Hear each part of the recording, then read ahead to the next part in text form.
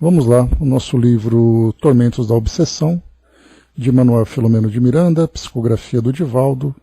Esse aqui é o nosso capítulo número 22, Lições de Sabedoria, segunda parte desse nosso capítulo. E nós já contamos aqui então com as despedidas de Filomeno de Miranda no encerramento desse estágio que ele realizava então lá no Hospital Esperança, trazendo para nós ali, né, uma leva significativa de experiências, né, que ele foi adquirindo no contato com pacientes, com trabalhadores, com a instituição e sua organização. Nesse último capítulo, Filomeno então começa trazendo para nós ali, né, algumas considerações finais, e o especial é exatamente que ele foi convidado para uma última reunião, bom dia Marion, uma última reunião junto a Eurípides, né, que é o diretor-geral desse hospital, o idealizador desse hospital, lembrando sempre que Eurípides, percebendo a gravidade com que muitos espíritas retornavam ao plano espiritual pelo fato de terem falhado no seu programa reencarnatório, não é falhar com a doutrina, né, porque a doutrina por si só, ela traz ali a chancela de Jesus, né, mas terem falhado na proposta que eles abraçaram de se fortalecerem, de crescerem, de se transformarem. E devido a essa condição e pela característica especial que eles têm de terem o conhecimento do Espiritismo, e isso agrava a sua condição, já que, dentro daquela máxima, que a quem muito foi dado, muito será cobrado, eles então acabaram trazendo esse peso na consciência devido aos dramas que eles vivenciaram. E lembrando sempre também que essa experiência que Filomeno descreve para nós a respeito dos espíritas, certamente nós podemos estender, né, aqui com a nossa iniciativa, estender para outras categorias de espíritos que reencarnaram com compromissos de transformação, envolvidos em outras religiões, em outras filosofias, e que também falharam, entre católicos, evangélicos, budistas, muçulmanos, judeus, hindus, enfim. Eles então abraçam essa filosofia com essa proposta de vamos fazer dar certo dessa vez. E aí, infelizmente, devido às suas tendências, devido às suas fraquezas morais, eles acabam falhando e retornam ao plano espiritual, não como alguém que não tinha conhecimento, mas alguém que tinha conhecimento, e não só conhecimento, mas tinha também compromissos dentro dessa filosofia.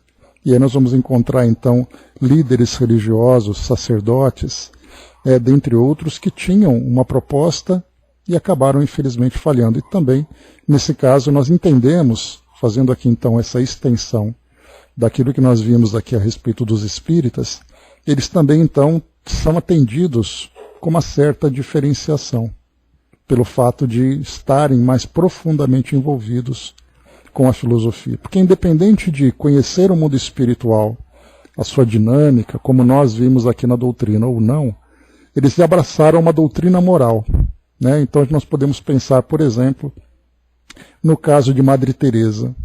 Ela por aquilo que ela publicava para nós entendemos que dentro da filosofia católica ela não tinha essa visão do processo de desencarnação, mediunidade, vida no mundo espiritual, dentro dessa estrutura que nós conhecemos, mas ela conhecia a mensagem de Jesus. E ela abraçou com muita força, com muita coragem, e retornou ao plano espiritual como sendo esses grandes luminares, né, que passaram aqui pelo mundo e deixaram esse rastro, né, de amor, como ela demonstrou para todos nós. E quantos são aqueles que também abraçaram a mesma proposta de trazerem uma filosofia moral e acabaram falhando? E aí então chegam no mundo espiritual e, pelo conhecimento então que adquiriram, não podem simplesmente serem tratados como um paciente comum, principalmente porque o peso é muito maior. o drama que vivenciam devido à sua queda moral é muito maior. Então, assim, pelo menos nós fazemos essa interpretação, né? Caso estejamos errados, esperamos ali contar com esclarecimento dos nossos queridos amigos. Mas aqui então Filomeno, ele comenta sobre essa conclusão da sua visita, e aqui então, pelo convite que ele recebeu de encontrar com Eurípides, a gente vai fazer uma leitura rápida do último trechinho aqui da descrição que ele traz, porque ele fala para nós que Eurípides morava num conjunto de uma colônia separada do hospital. Ele acreditava que Eurípides morava naquele mesmo local, e na verdade não, né? Ele morava num outro ambiente, né? Ele vai descrever para nós aqui rapidamente. Bom dia, Brás. A hora estabelecida, Dr. Inácio Ferreira e Alberto vieram buscar-me para o convívio feliz.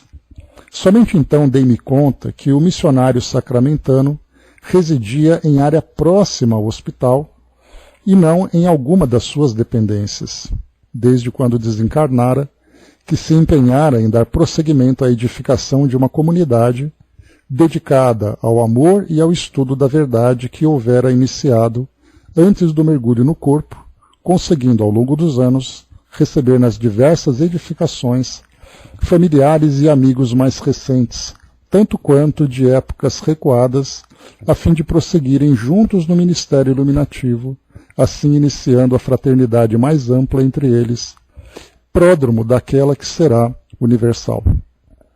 Então aqui, Eurípides então funda não apenas o hospital, mas ele cria também uma colônia para abrigar esses amigos de ideais, nesse caso já não são mais pacientes, mas são trabalhadores, são outros missionários, muitas vezes anônimos, que também se dedicam ao estudo da verdade, como ele coloca para nós, familiares, amigos, pessoas de existências anteriores que também seguem com o mesmo ideal, e nesse caso nós entendemos que é o ideal espírita.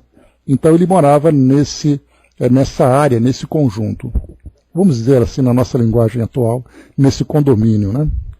Bom dia, Marli. Podia-se dizer que se tratava de um bairro na cidade espiritual, com magnífico traçado urbanístico e rica paisagem luxuriante, na qual se experimentava a harmonia entre as realizações do espírito e o ambiente geral, produzindo refazimento e inefável bem-estar por toda parte. Então aqui esse bem-estar por toda parte que o Filomeno relata, na verdade é um reflexo dos habitantes daquele local, né? Então a gente vai perceber que, diferentemente do Hospital Esperança, havia ali um conflito entre o pensamento perturbado dos pacientes e o pensamento harmonioso dos trabalhadores, prevalecendo naturalmente esse pensamento harmonioso para poder controlar exatamente ali as vibrações que são irradiadas desses espíritos em sofrimento. Já aqui nesse bairro nós entendemos diferente. Aqui todos estão em harmonia. Todos trabalham aqui com o mesmo propósito. Por isso, então, essa beleza, essa vibração, esse bem-estar, que é um reflexo, então, do pensamento de todos os seus habitantes. Pois é, Brás, né? Então, realmente não cansa, né? Porque a gente que imagina o nosso trabalho, nós temos ali esse esgotamento físico, esse esgotamento mental, e, na verdade, aqui no nosso mundo, existe um grande desperdício de energia de nossa parte. Porque nós gastamos muita energia não apenas com a manutenção da nossa própria existência, mas nós gastamos muito com emoções inúteis, pensamentos inúteis, trabalhos inúteis, que para nós são prazerosos, mas que não contribuem para o crescimento do espírito. Já no plano espiritual, quando nós encontramos espíritos dessa envergadura, de Eurípides e todos esses colaboradores, nós vemos espíritos que já se desprenderam dessas questões terrenas e se dedicam essencialmente às coisas do espírito, né? Por isso a diferença que a gente vê. As residências encontravam-se bem distribuídas com expressivas dimensões e jardins que as uniam, tanto quanto largos espaços para encontros de convivência em grupos. Encontros de convivência em grupos. Ou seja, né, como se fossem grandes jardins, né, onde as pessoas se encontravam, interagiam e tudo mais, né? Noutra área destacava-se um amplo edifício escolar, no qual se encontrava um dístico expressivo, enunciado tratar-se do educandário Allan Kardec. Né? O dístico são aqueles monumentos, né, que trazem ali o nome, a entrada de uma cidade, na porta de uma instituição. Então ali, educandário Allan Kardec. Ele comenta aqui rapidamente sobre o propósito, né, que na verdade esse educandário era aquele centro onde se discutia sobre a pedagogia do espírito. Não apenas a pedagogia espírita, mas a pedagogia do espírito, fazendo com que todas as conquistas filosóficas que foram se desenvolvendo durante o tempo de trabalho fosse transferida também aqui para o nosso mundo material, para ser implantado também nos nossos educandários, para fazer com que essas instituições de educação não apenas trouxessem o conhecimento, mas também trouxesse a sabedoria do espírito. Porque conhecimento é informação, e essas informações vão mudando com o tempo. Daqui 50 anos, muito daquilo que se estuda hoje vai ser ultrapassado. Nós teremos, por exemplo, nas ciências humanas, quanto de novas informações virão. Algumas ciências mais clássicas, né, da química, da física, da biologia, tudo isso também será atualizado, porque novos conhecimentos se desenvolverão. Então a mesma coisa que acontecia, por exemplo, né, os que os nossos avós estudavam, engraçado, né, às vezes eu converso com a minha mãe, e ela tem 83 anos, 82 anos, desculpem. E aí então ela começa a comentar as coisas que ela estudava. Eu falava, mãe, isso aí tudo já foi ultrapassado. Tudo aquilo que ela estudava em termos de detalhes, eram detalhes que eram aplicados porque o conhecimento não era tão aprofundado naquela época. Hoje os alunos têm tanta informação que aqueles detalhes que para eles eram importantes, que ela lembra, por exemplo, de afluentes do rio Amazonas, que eles eram obrigados a decorar, as crianças de hoje, os alunos de hoje, nem passam por essa informação. Porque isso já não tem mais tanta relevância pela quantidade de coisas, principalmente pelo conhecimento global que nós temos hoje. Então, quer dizer, o tempo vai passando, as informações vão chegando. Só que o espírito não evolui com informações. Na verdade, o espírito evolui com a sabedoria que ele vai adquirindo. E é essa pedagogia, o equilíbrio entre o conhecimento e a sabedoria que os espíritos estão trabalhando para implantar aqui no nosso mundo. Depois aqui para nós, é uma boa questão, Brás, né? Essa dissolução, né, de edifícios, de edificações no plano espiritual, assim como a construção e a dissolução, a gente fala dissolução e não desconstrução, porque são fluidos, e esses fluidos acabam se dissolvendo. A gente tem pouca informação, mas é algo que faz ali a nossa visão despertar para esse processo, né? Como é que isso acontece? De repente criam espaços temporários em determinados ambientes no mundo espiritual, por exemplo, né, postos de socorro. Esses postos de socorro que são temporários, eles são montados e desmontados. Olha que interessante, né, Brás? Realmente é algo bastante curioso que você pensou aí. Então ali, né, a Marion, a Marli, lembrando daquela época em que eu decoreba, e eram informações que hoje são irrelevantes. Porque simplesmente você não consegue abarcar todo o conhecimento. Então hoje os pedagogos, né, começam então a montar aquela estrutura para a educação atual de acordo com a necessidade do momento. Né? Então mudou tudo. Mas os alunos, como eu falei para vocês no nosso último encontro, precisam passar por essa reformulação da educação para priorizar a educação do ser e não simplesmente a decoreba, né, o decorar informações em si. Mas vamos lá, seguindo aqui. Havíamos caminhado, né, aqui a Jerusa colocou também, né, a própria gestão do tempo no mundo espiritual é um mistério, tudo isso, né, tem tanta coisa que a gente não sabe, mas o fato de nós nos questionarmos como as coisas são, já abre para nós essa possibilidade, né, de buscarmos esse novo conhecimento, é muito bacana. Vamos lá. Havíamos caminhado entre jardins e alamedas bem cuidadas por quase 1 quilômetro, desde que saíramos da porta central do pavilhão no hospital que nos alojava. Diante dos meus olhos, alargava-se a comunidade Amor e Conhecimento da Verdade. Comunidade Amor e Conhecimento da Verdade. Olha que nome bonito.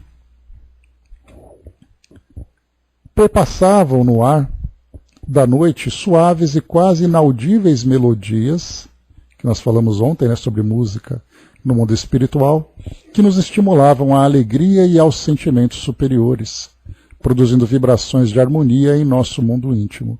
E a gente aqui com as nossas musiquinhas na abertura aqui da nossa sala, né, para dar aquela harmonizada, e a gente acha que as músicas são lindas, né, Angelina? E na verdade no mundo espiritual, né, nem se compara. Quando chegamos à ampla residência do benfeitor gentil, este veio receber-nos à porta e fez-nos adentrar com amabilidade que nos sensibilizou, reconhecendo a ausência de mérito de nossa parte. Então aqui nós paramos nesse ponto, no nosso encontro anterior, e agora nós seguimos. Na sala de largas janelas que permitiam a entrada do perfume exterior das flores, em explosão de primavera, iluminada amplamente, encontravam-se inúmeros espíritos joviais que nos receberam com verdadeiro e natural contentamento. O anfitrião nos apresentou a todos, um a um, entretecendo ligeiro comentário a respeito de cada qual. Eram familiares da última existência física, amigos queridos, ex-alunos, cooperadores devotados, médiuns que o auxiliavam na psicoterapia espiritual, com os sofredores desencarnados, enfim, membros da grande ordem do amor universal, que eram exatamente aqueles moradores daquela comunidade e amigos, né, que foram convidados. Deixando-me inteiramente à vontade, convidou-nos a sentar e, com a naturalidade que lhe era habitual, explicou-nos a todos que o encontro tinha por objetivo agradecer a nossa visita e entretecer breves comentários em torno do cristão no mundo, especialmente do cristão espírita, enriquecido pela terceira revelação. Todos concentramos os olhos e a atenção no emérito trabalhador de Jesus, que, sem mais delonga, considerou. Então aqui Eurípides fazendo aqui um discurso não, né, mas trazendo ali algumas ideias. Todo conhecimento superior que se adquire visa ao desenvolvimento moral e espiritual do ser. No que diz respeito às conquistas imortais, a responsabilidade cresce na razão direta daquilo que se assimila. Ninguém tem o direito de acender uma candeia e ocultá-la sob o alqueire quando há o predomínio de sombras solicitando claridade. A consciência esclarecida, portanto, não se pode omitir quando convidada ao serviço de libertação da ignorância de outras em aturdimento. Então, nesse ponto aqui, ele começa dizendo exatamente sobre a grande responsabilidade daqueles que se comprometem com essa missão de difusão do conhecimento pela capacidade que possui e acaba depois falhando com isso. Então ele está fazendo uma referência não apenas a eles que são trabalhadores, mas àqueles que se comprometeram com o trabalho e falharam e agora se tornam pacientes naquele hospital. Somos células pulsantes do organismo universal e quando alguém está enfermo, debilitado, detido no cárcere do desconhecimento, o seu estado se reflete no conjunto, solicitando cooperação. Jesus é o exemplo dessa solidariedade, porque jamais se escusou, nunca se deteve, avançando sempre e convidando todos aqueles que permaneciam na retaguarda para segui-lo. Esse é o compromisso do ser inteligente na terra e no espaço. Socorrer, em nome do amor, os irmãos que se detêm ergastulados no erro, no desconhecimento, na dor. Inclusive aqui é interessante lembrar de um trecho do Evangelho segundo o Espiritismo, quando ele fala sobre a missão do homem de bem, do homem que detém a inteligência e o papel que ele tem na transformação do mundo no auxílio daqueles que estão próximos. E seguindo, A humanidade, desde priscas eras, tem recebido a iluminação que verte do alto. Nunca faltaram os missionários do bem e da verdade, conclamando a ascensão, a superação das imperfeições morais. Em época alguma e em lugar nenhum, deixou de brilhar a chama da esperança em nome do nosso Pai, que enviou os seus apóstolos ao planeta, a fim de que todas as criaturas tivessem as mesmas chances de autorrealização e de crescimento interior. Todos eles, os nobres mensageiros da luz, desempenharam as suas atividades em elevados climas de enobrecimento e abnegação, que deles fizeram líderes do pensamento de cada povo, de todos os povos.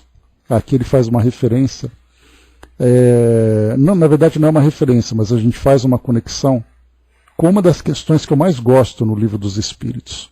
Né? Ela está ali naquela parte que fala sobre a introdução das leis morais, eu acabei não separando aqui, mas é aquela da questão 625, quando Kardec pergunta, né, qual o espírito mais evoluído que já habitou aqui a Terra, e aí os espíritos colocam Jesus. Né? Então é a resposta mais curta, mais objetiva. Algumas versões aparecem V de Jesus, né, mas Jesus eles colocam.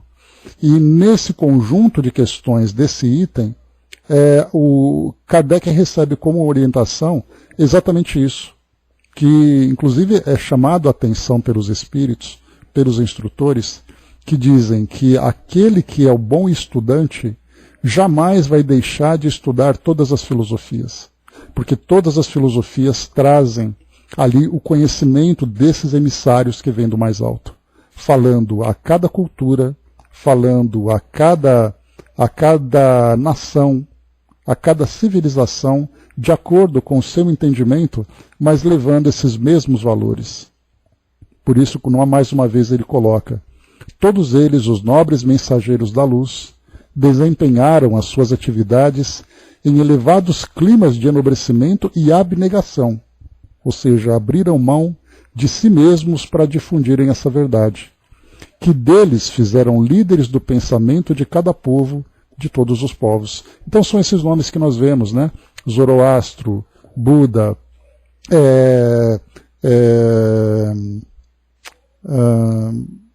Maomé, Jesus. Podemos colocar, por exemplo, Kardec, Chico, Leon Denis e tantos outros nomes de tantas outras culturas, né, como Paulo de Tarso, como o próprio Santo Agostinho, e, nossa, tantos nomes que a gente pode colocar, daqueles que se tornaram referências de suas filosofias, sustentando essas ideias, e não apenas sustentando, mas vivenciando também. Né? Então temos muitos nomes na história que vão aí se difundindo de época em época, de comunidade em comunidade, trazendo essas mesmas verdades. Foi, no entanto, Jesus quem melhor se doou à humanidade, ensinando pelo exemplo, dedicação até a morte, e oferecendo carinho até hoje, aguardando com paciência infinita que as suas ovelhas retornem ao aprisco. Apesar das suas magníficas lições, o ser humano alterou o rumo de sua proposta de lídima fraternidade, promovendo guerras de extermínio, elaborando castas separatistas, elegendo ilusões para a conquista do reino terrestre. Então aqui nesse trecho ele vai falando que nós, encarnados, pegamos a filosofia de Jesus e transformamos numa filosofia que atendessem aos nossos interesses, e não aos interesses do próprio Mestre que veio trazer essa transformação para o nosso mundo. Então nós fundamos religiões, por exemplo, cristãs, porque elas que difundem esses ensinamentos, mas acabou fazendo com que os interesses humanos fossem atendidos, e não os interesses do alto.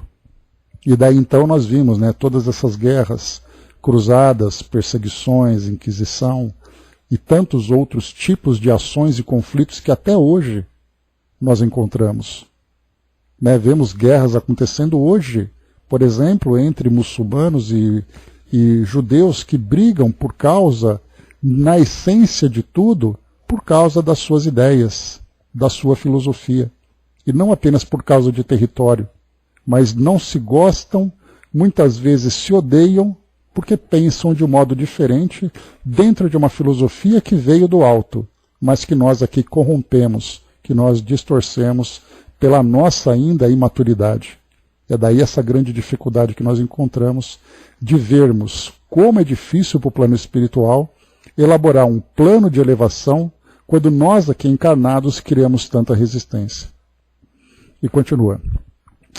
Sabendo por antecipação dessa peculiaridade da alma humana, o Mestre prometeu o Consolador que viria para erguer em definitivo os combalidos na luta, permanecendo com as criaturas até o fim dos tempos. E aqui então nesse trecho vem exatamente quem responder a essa nossa questão, trazendo aqui uma filosofia que seria esse Consolador prometido, que naquela época que ele trouxe aquela filosofia, encontrou ainda uma comunhão, uma sociedade terrena ainda tão primitiva em termos filosóficos, e aí então o tempo passa e Jesus diz, calma, mais para frente virá novamente uma releitura de tudo aquilo que já foi dito. E essa releitura virá de uma forma mais clara, aproveitando a própria evolução do intelecto humano, que se tornou mais inteligente, mais maduro depois de quase 2000 anos de evolução, lembrando que as mesmas criaturas do passado são as mesmas criaturas do presente, porque elas cresceram, elas evoluíram, e agora têm a capacidade de assimilar. E a doutrina agora, a doutrina espírita, traz para nós essa proposta, desde esses últimos 160 anos, trazendo para nós aqui cada vez mais esclarecimentos sobre essa nossa realidade. Sem dúvida, Brás, criaram mesmo, porque é aquele cristianismo à moda da casa. E aí então se misturou o pensamento espiritual com o pensamento temporal. O pensamento temporal é aquele que diz respeito à vida no mundo material. E aí então, em vez de nós nos elevarmos em espírito, nós materializamos o espírito para atender aqui aos nossos interesses. E segue o Caibar. E o Consolador veio. Ao ser apresentado no Espiritismo, surgiram incontáveis possibilidades de edificação humana, pelo fato de a doutrina abarcar os vários segmentos complexos e profundos da ciência, da filosofia e da religião, contribuindo em todas as áreas do conhecimento e da emoção para o desenvolvimento dos valores eternos e a consequente consolidação do reino de Deus na Terra. Expandindo-se a codificação kardeciana, as multidões enfaimadas de paz e atormentadas por vários fatores, acercaram-se e continuam abeberando-se da fonte generosa e rica para serem atendidas, sorvendo os seus sábios ensinamentos. Quando, porém, deveriam estar modificados os rumos convencionais e estabelecidos a fraternidade, a solidariedade, a tolerância, o trabalho de amor na família que se expande, começam a surgir desavenças, ressentimentos, conflitos, campanhas de perturbação e ataques grosseiros, repetindo-se as infelizes disputas geradas pelo egoísmo e pela vã cegueira das paixões dissolventes, conforme ocorreu no passado com o cristianismo, destruindo a sementeira ainda não concluída e ameaçando a ceifa que prometia bênçãos. Espíritos uns, possuídos pelo desejo de servir, mergulham no corpo conduzindo expectativas felizes para ampliar os horizontes do trabalho digno, mas vítimas de si mesmos e do seu passado sombrio, restabelecem as vinculações enfermiças, tombando nas malhas bem urdidas das obsessões cruéis, vitimados e perdidos. Outros mais, que deveriam ser as pontes luminosas para o intercâmbio entre as duas esferas vibratórias, assodados na inferioridade moral, comprometem-se com os vícios dominantes no mundo e desertam das tarefas redentoras. Diversos outros ainda, preparados para divulgar o pensamento libertador, deixam-se vencer pelo bafio do egoísmo, ou pelo báfio do egoísmo, e do orgulho que deveriam combater, tornando-se elementos perturbadores, devorados pela ira fácil e dominados pela presunção geradora de ressentimentos e de ódios. A paisagem que deveria apresentar-se irisada pela luz do amor, torna-se sombreada pelos vapores da soberba e do despautério, tornando-se palco de disputas vis e de promoções doentias do personalismo, longe das seguras diretrizes do legítimo pensamento espírita. Que estão fazendo aqueles que se comprometeram a amar, ajudar-se reciprocamente, fornecendo as certezas da imortalidade do espírito e da justiça divina? Enleados pelos vigorosos fios da soberba e da presunção, creem-se especiais e devotados e dotados de poderes de a tudo e a todos agredir e malsinar. São aqueles então que muitos de nós, imaginando que esse conhecimento traz para nós o poder, nós acreditamos ter aquela condição especial. Só que na verdade nós, tomados pelas nossas próprias imperfeições, nós usamos essa posição para pisotear sobre aqueles que ainda, ou naqueles que ainda se encontram em desenvolvimento. Como consequência dessa atitude enferma, estão desencarnando muito mal incontáveis trabalhadores das lides espíritas que, ao inverso, deveriam estar em condições felizes. O retorno de expressivo número deles ao grande lar tem sido doloroso e angustiante, conforme constatamos nas experiências vivenciadas em nossa esfera de atividade fraternal e caridosa. O silêncio acerca da questão já não é mais possível. Por essa razão, anuímos que sejam trombeteadas as informações a respeito da desencarnação atormentada de muitos servidores da Era Nova, em direção aos demais combatentes que se encontram no mundo, para que se deem conta de que desencarnar é desvestir-se da carne, libertar-se dela e de suas vinculações. Porém, a realidade é totalmente diversa e de difícil realização.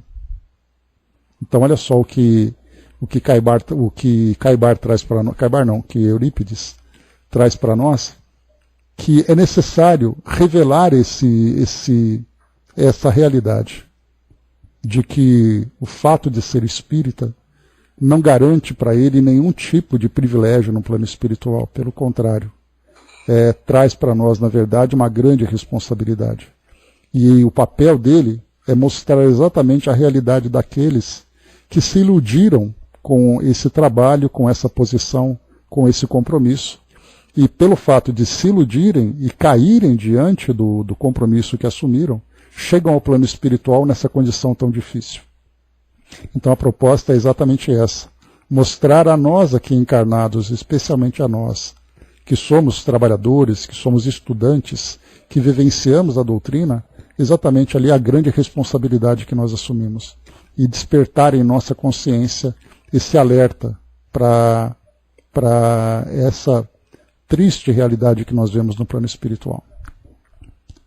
O digno missionário silenciou por breves segundos, logo dando curso aos seus enunciados.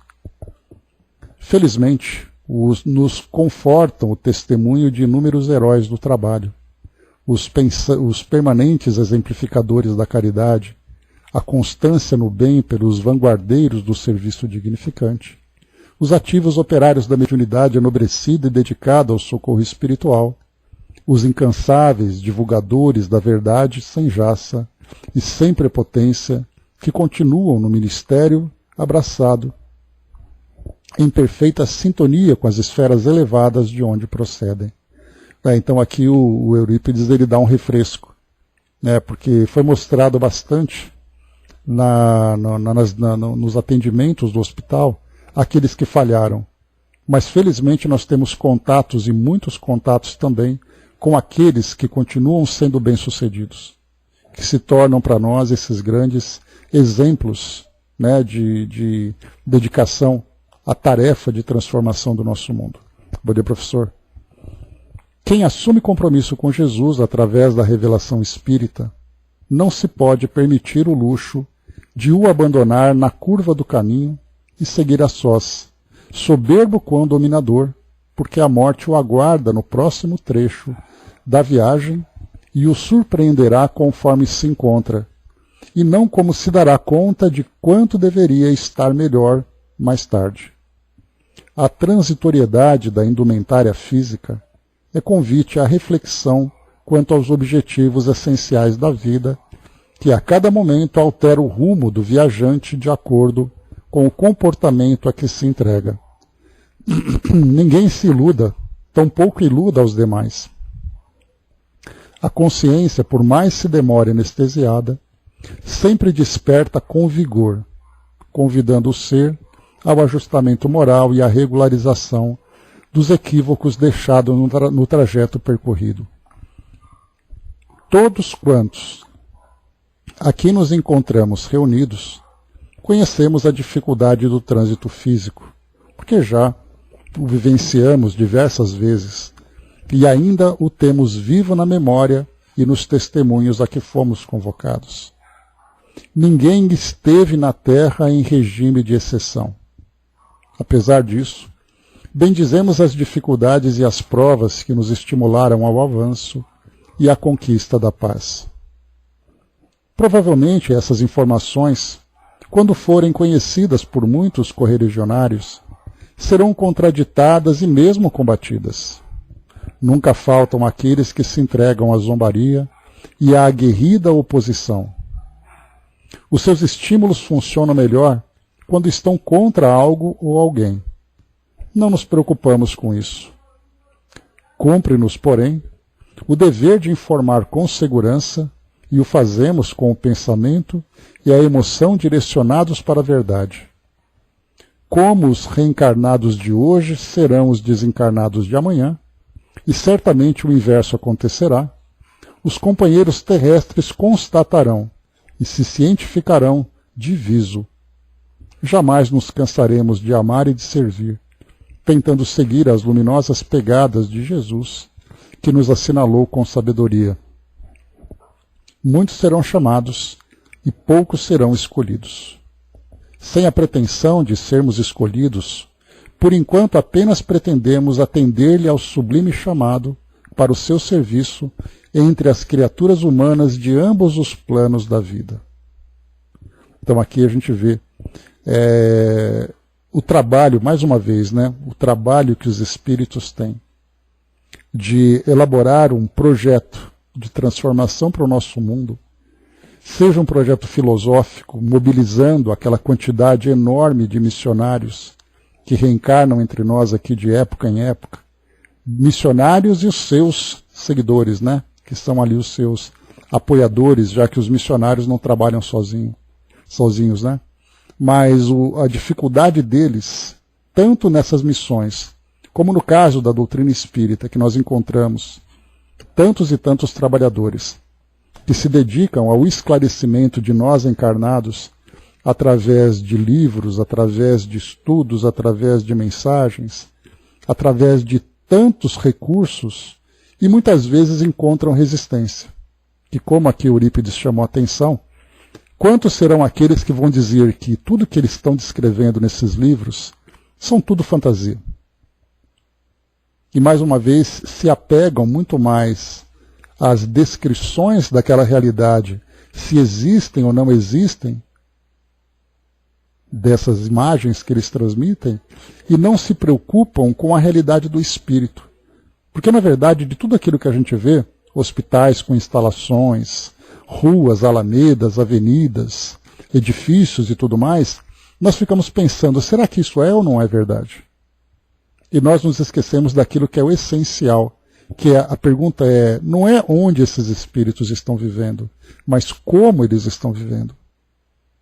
Eles são felizes ou infelizes? Isso Kardec trabalhou muito nas bases da doutrina que ele próprio construiu, e ele mostrava para nós que a grande preocupação é saber como os espíritos estavam vivendo. E agora que chegam para nós essas informações, A grande preocupação nossa é criticar, para saber se tudo aquilo que está sendo dito é verdade ou não, se existe algo no plano espiritual ou não, e não nos preocupamos com os espíritos que estão sendo descritos.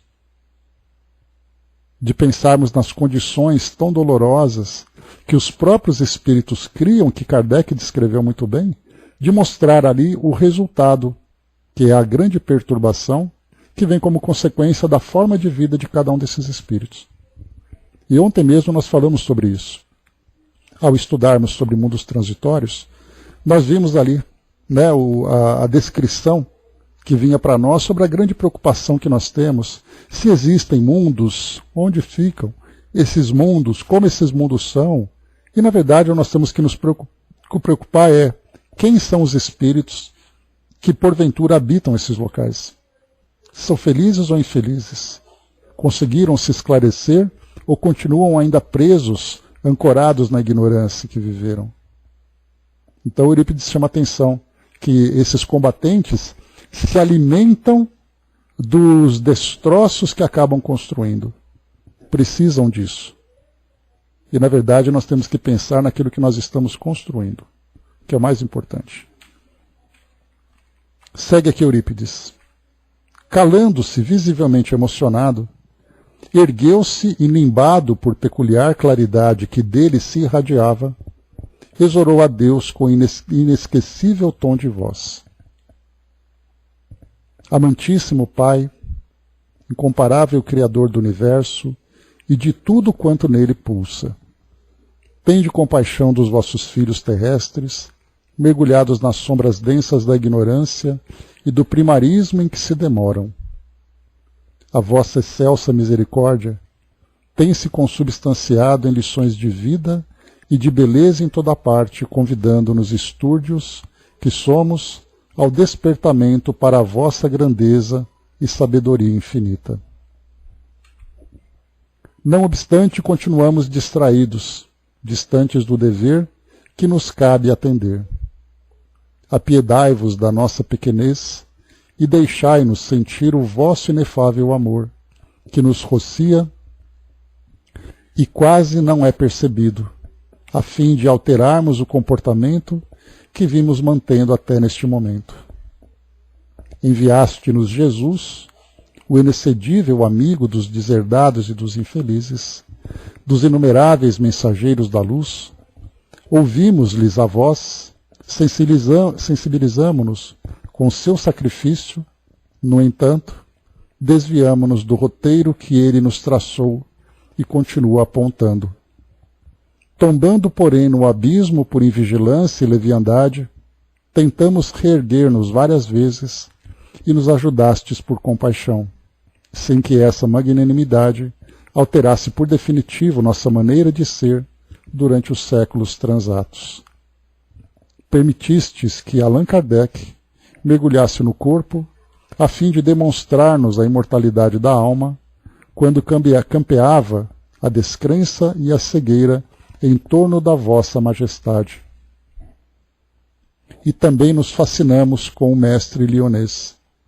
Logo depois, porém, ei-nos perdidos no cipoal dos conflitos a que nos afeiçoamos, experimentando sombra e dor, esquecidos das diretrizes apresentadas. No limiar da nova era que se anuncia, permiti que vossa luz imarcessível nos clareie por dentro, libertando-nos de toda a treva e assinalando-nos com o discernimento para vos amar e vos servir com devotamento e abnegação. Excelso Genitor, tende piedade de nós, favorecendo-nos com o entendimento que nos ajude a eliminar o mal que ainda se demora em nós, desenvolvendo o bem que nos libertará para sempre da inferioridade que predomina em a nossa natureza espiritual. Sede, pois, louvado por todo sempre, venerando o Pai.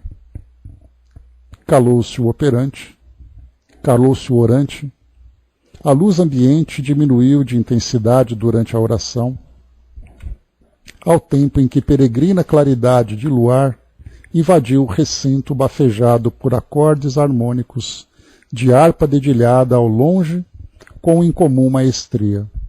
Simultaneamente, pétalas de rosas coloridas caíram do teto e diluíram-se com delicadeza no contato conosco. As lágrimas nos escorriam silenciosas e longas pela face, confirmando nosso compromisso emocional com o dever, que jamais desapareceria do nosso rumo espiritual. O ambiente permaneceu em silêncio profundo por alguns minutos, ouvindo-se o pulsar da natureza e recebendo-se o inefável amparo divino. Lentamente a claridade ambiente retornou e todos nós nos olhamos comovidos e felizes. Estava encerrado o incomum encontro. Despedimos-nos de todos os novos amigos, certos de que nos voltaríamos a encontrar oportunamente em algum outro lugar, na grande marcha para Deus. Eurípides gentilmente acompanhou-nos à porta, abraçando-nos com afeto e colocando a comunidade, na qual se encontrava inteiramente à nossa disposição, caso viéssemos a ter qualquer necessidade. Beijei as mãos da entidade veneranda e, com o Dr. Inácio e Alberto, retornei ao pavilhão, igualmente despedindo-me de ambos com profunda gratidão, porquanto, ao amanhecer, seguiria de retorno ao lar, jamais me olvidando de tantas graças recebidas e das afeições estabelecidas. A noite de bênçãos daria lugar a futuros amanheceres de trabalho e de iluminação que estamos percorrendo com os olhos postos em Jesus, o amigo por excelência.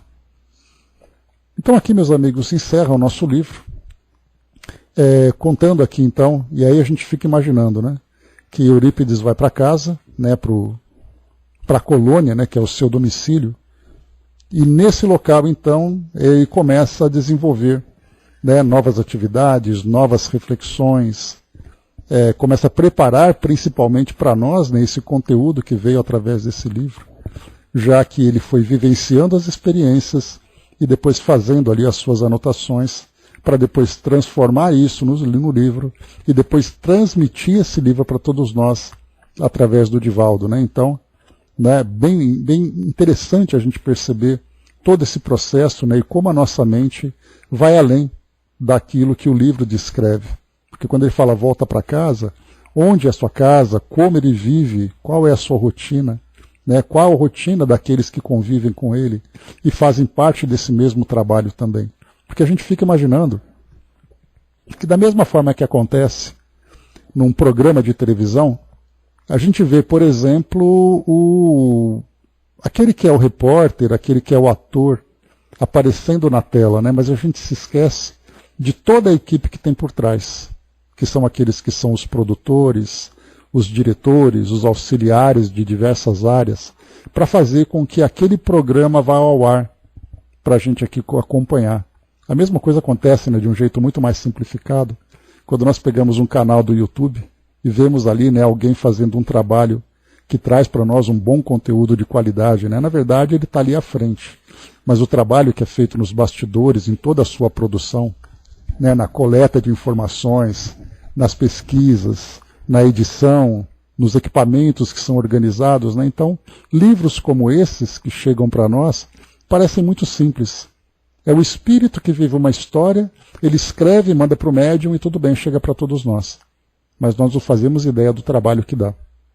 A mesma coisa acontece, por exemplo, nesses livros que nós estudamos, do tipo de mensagens, né, como Vinha de Luz, como, por exemplo, Pão Nosso, como Caminho da Luz. Dá a impressão de que, quando Emmanuel assina a capa do livro, dá a impressão de que ele fez tudo sozinho. Que ele não tinha mais nada para fazer da vida do que simplesmente se sentar, escrever aquele livro e depois mandar para o Chico publicar. E nós não fazemos a ideia da legião de trabalhadores envolvidos para que esse livro se concretizasse e chegasse até nós. Né? Por isso, assim, o nosso reconhecimento a todos esses trabalhadores anônimos que fazem parte, né, da construção dessas obras, né, e da construção da própria doutrina, porque cada livro que chega em nome, tendo ali, né, o rótulo da doutrina espírita, é mais uma peça, é mais um tijolo que é colocado para a construção desse grande edifício que vai se tornar para nós agora a referência do nosso mundo. Vem se tornando já. É um edifício que ainda vem sendo construído e ainda tem muito a se construir para que o mundo possa compreender, para que o mundo possa perceber o trabalho que é feito no plano espiritual para a transformação aqui do nosso ambiente. Né? Braz lembrou ali, né, Freitas Nobre, né, o Dr. Freitas Nobre, ele era marido da dona da Marlene Nobre. Né? E ele era um desses espíritos que a gente comenta, como Eurípides, por exemplo, que falou sobre essa pequena comunidade onde ele vive, onde muitos amigos estão ali juntos, trabalhando em prol do desenvolvimento da doutrina, né, da construção dessa verdade, daquele instituto, daquele educandário, Allan Kardec e tudo mais. Então, muitos desses espíritos que acompanharam o Chico aqui na jornada terrena dele, é aquela história, o Chico veio, mas olha quantas pessoas estavam em volta dele. Né, dentre eles, né, o Dr. Freitas Nobre, né, que foi político também, né, durante a jornada terrena dele também, e trabalhando, né, ativamente em prol da doutrina espírita. O Braz colocou, né, Freitas Nobre viu o Chico materializar um centro a 700 quilômetros de Uberaba, né, abraçou ele, sendo que seu corpo dormia. Né, então, muito bacana a gente ver tudo isso. Foi político e não deixou de levar a doutrina, de se deixar levar pela matéria. Né? Exatamente.